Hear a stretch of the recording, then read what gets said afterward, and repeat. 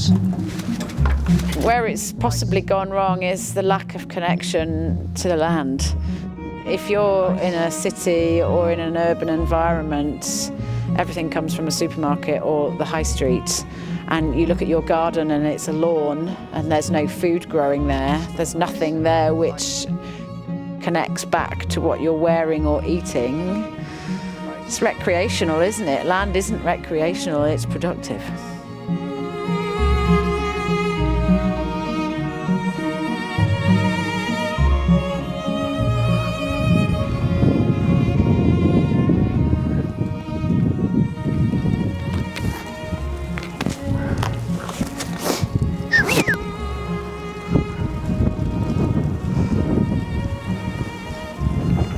Ice.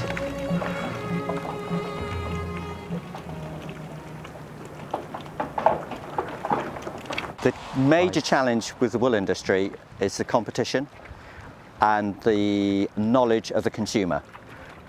Ice. Healthy diet helps sheep have healthy wool. Healthy wool means you've got a healthy sheep. These are Romney Cross lambs born last April, May, so they're 9-10 months old. Nice. They'll be killing out at a price of £5.60 a kilo dead weight. So they're coming back over the £100. If we sold our wool all officially through the wool board, 50 pence a kilo, 2 kilos of wool. Huge imbalance. To redress the balance, creating good meat and good wool, we started off the flock with Shetlands, which are hardy native breed. We've used the Romney to increase the size and the wool weight to justify a lot of the jobs we're doing. And we've ended up with a breed of sheep like this that's growing quite a big fleece, but quite a fine fleece, so it's still good for a lot of the kind of wool trade. So we're a bit like nomadic shepherds, keeping the sheep on the move, keeping them under control, and hopefully marketing through our loosely knit family all products to the highest ability we can.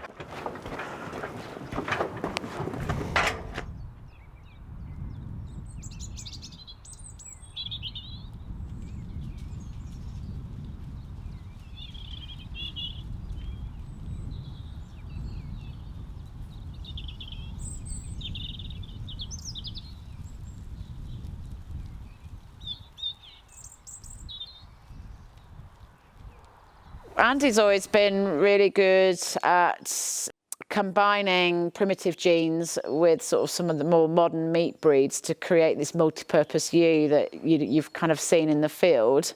So what she delivers is meat and wool from just grazing, you know, grass-fed all the way. We've got this amazing crop and, you know, we've managed to get the micron lower and lower and the meat production up and up. And yeah, it's probably 25% of the income per sheep is from wool these days. It's beautiful fibre, slightly felted, but that would still be great for a peg loom rug. But yeah, just lovely luscious coils, loads of lustre in this one, that sort of natural shine. And good shearing too, nice even shear there.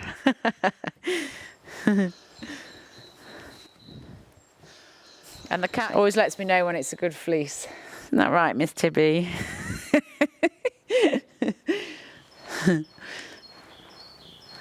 So yeah, most of it's really good to go. We work with various different mills, mainly small scale, but I am hoping to sort of go up into a larger processing volume this year. That's based on the fact that I'm looking at finished products. So it's about knowing, you know, the whole supply chain from, you know, fibre growers right the way through to the finishers.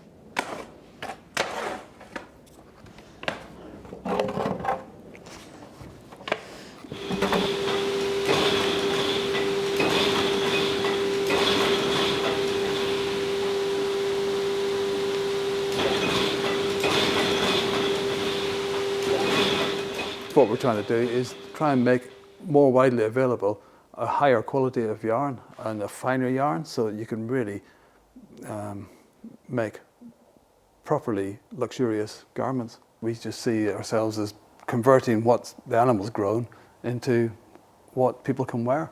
And we know a little bit about what's grown, and we have to know a little bit about what's made, so we can adjust it in the middle. A lot of selection goes on, even in a large scale.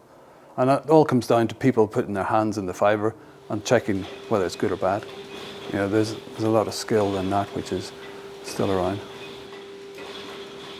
If you are ruthless with your sorting, you get a better end product, and you actually get more of it because you get less waste during the process. So it's worth knowing exactly what fibre you need for the end product. Each batch of fibre that comes in is treated on its individual merits, and it's made into a specific product which probably will not be repeated because no two batches are the same. There is a challenge of finding enough good quality fibre, I must say, because we would reject possibly 30% of what people send to us before we even start processing it, sometimes up to 50%.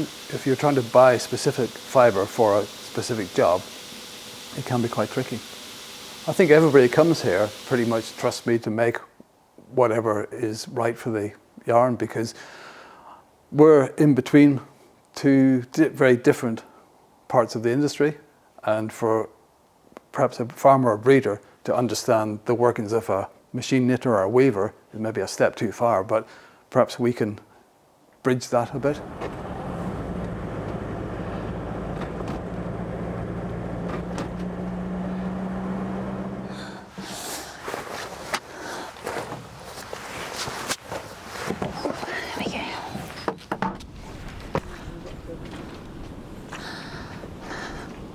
We've been using the arable lathes to overwinter our young sheep quite a lot at the moment, which is beneficial for them because they get some fresh, nice rich grazing from the lay, and also should help the ground here, because by eating it they comes back out the other side in a different form which can be more accessible to the plants in the future. Can you tell me that you can't work out the connection? I couldn't pretend not to be her daughter if I tried.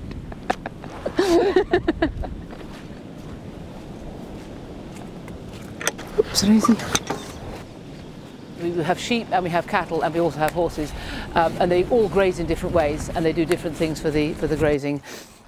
I think all farms should be mixed farms. Everything ties together.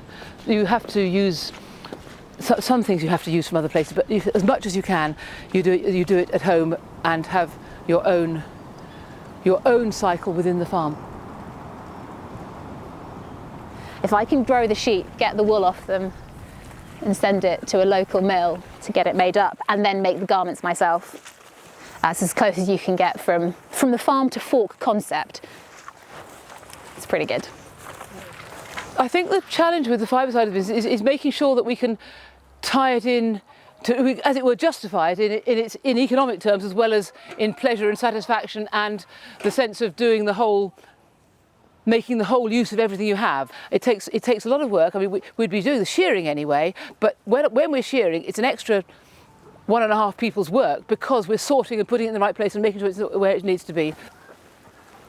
We trust the mill to make judgments about things like the detail of the spinning. We couldn't possibly tell them how many twists per inch or whatever, and yes, and that we've been very pleased with the outcome. It spreads the joy. I mean, I have marvellous contact with people who really enjoyed using our wool. We make the yarn, it's lovely colours. They come back and they say how they've loved it. So it works in all sorts of ways. I feel immensely privileged to be farming here. There could be nothing better in my life that I could imagine.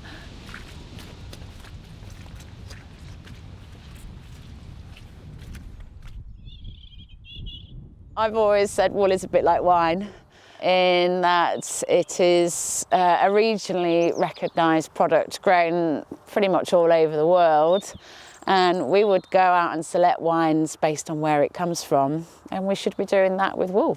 You know, and the British Isles are absolutely perfect 60 native breeds, you know, as many different recognised crossbreeds up and down the country. It really signifies the true diversity, and it's reflected in the soil type that the sheep lives on. We've got to find a way of supporting farmers in, you know, believing what they're growing, and consumers recognising the true value of a natural fibre.